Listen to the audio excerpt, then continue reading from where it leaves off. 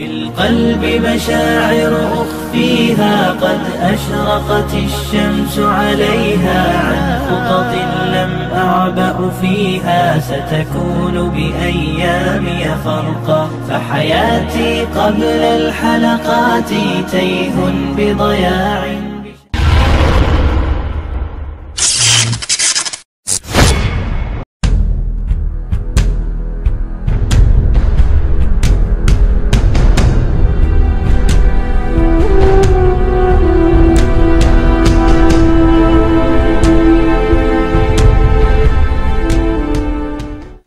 Assalamualaikum warahmatullahi wabarakatuh. Kesuksesan dakwah Islam hingga tersebar ke seantero penjuru dunia tidak terlepas dari hambatan dan rintangan yang dihadapi. Sejak awal berdakwah, Nabi Muhammad SAW kerap mendapatkan ancaman pembunuhan dari berbagai pihak. Oleh sebab itu, dakwah yang dilakukan Nabi Muhammad SAW pada awalnya menggunakan cara sembunyi-sembunyi dan hanya menjangkau orang-orang terdekat saja. Barulah pada saat Abu Bakar As-Siddiq meminta kepada Nabi Muhammad SAW agar mendakwakan Islam dilakukan secara terang-terangan. Dalam kitab Al-Bidayah wa Nihayah karya Imam Ibnu Katsir, suatu ketika Nabi Muhammad SAW tengah berkumpul dengan para sahabatnya yang berjumlah 38 orang. Pada momen tersebutlah Abu Bakar As-Siddiq mengusulkan kepada Nabi Muhammad SAW agar dakwah Islam mulai diperluas di kota Mekah dan berani secara terbuka, tidak lagi tersembunyi-sembunyi. Atas usul Abu Bakar tersebut, Nabi Muhammad SAW menanggapinya, "Wahai Abu Bakar, jumlah kita masih sedikit." Mendengar jawaban tersebut, Abu Bakar terus membujuk agar berani berdakwah secara terbuka. Akhirnya Rasulullah SAW pun menerima usulan Abu Bakar dan segera berdakwah di Mekah. Langkah pertama yang dilakukan Rasulullah SAW dan para sahabatnya adalah menuju Masjidil Haram. Setelah sesampainya di sana, masing-masing dari mereka menyebar ke setiap kabilah atau suku bangsa dari mereka. Sedangkan Rasulullah bersama dengan Abu Bakar menuju ke tempat strategis untuk berdakwah. Peristiwa itu merupakan waktu yang bersejarah bagi Abu Bakar karena menjadi pidato pertama di hadapan kaum kafir Quraisy untuk beriman kepada Allah dan Rasul-Nya.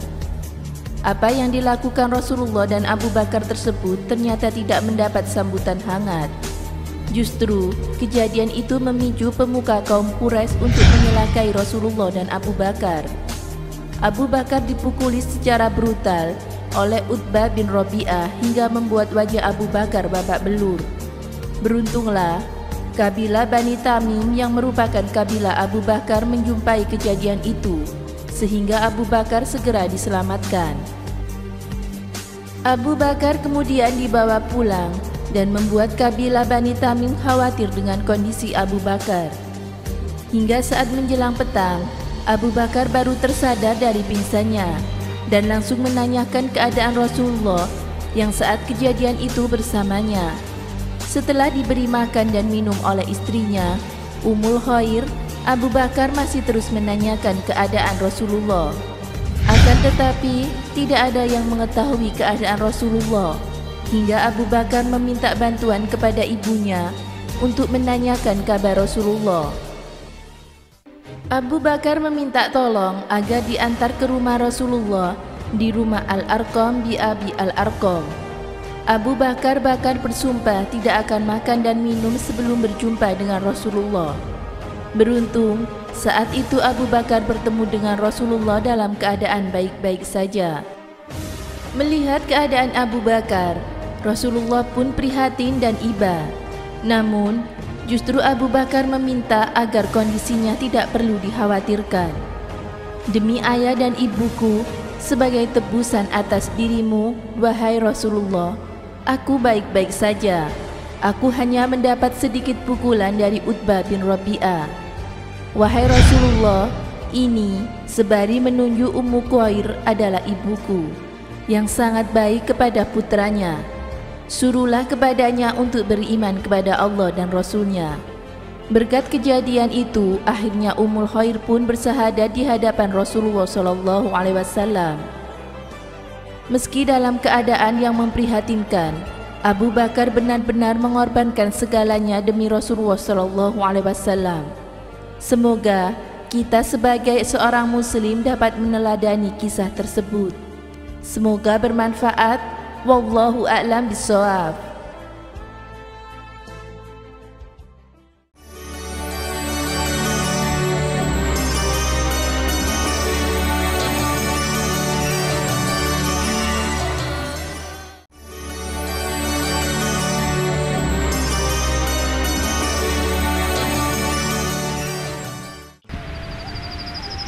Assalamualaikum warahmatullahi wabarakatuh. Abu Bakar As-Siddiq adalah lelaki dewasa pertama yang memeluk Islam. Abu Bakar begitu mudah masuk Islam karena beliau sejak masih muda bersahabat dengan Nabi Muhammad SAW.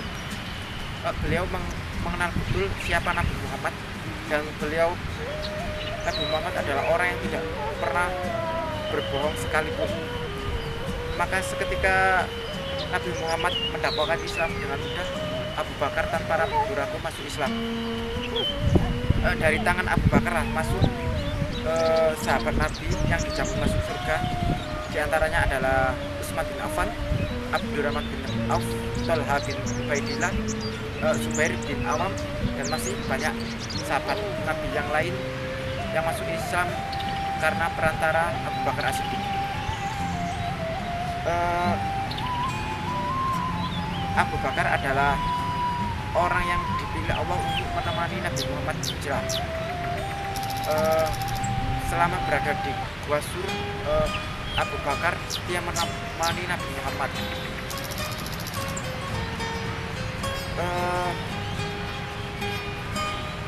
Ketika Nabi Muhammad hampir meninggal, maka diutuslah Abu Bakar untuk menjadi imam sholat, dan ini adalah isyarat dari Nabi bahwa kekhalifahan setelah Nabi Muhammad adalah Abu Bakar As-Siddiq.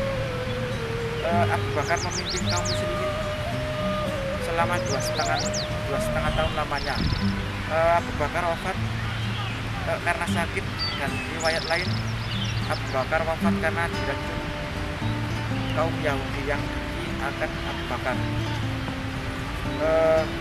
Rahmatullah Abu Bakar As-Siddiq. Wallahu a'lam bishawab. Wassalamualaikum warahmatullahi wabarakatuh.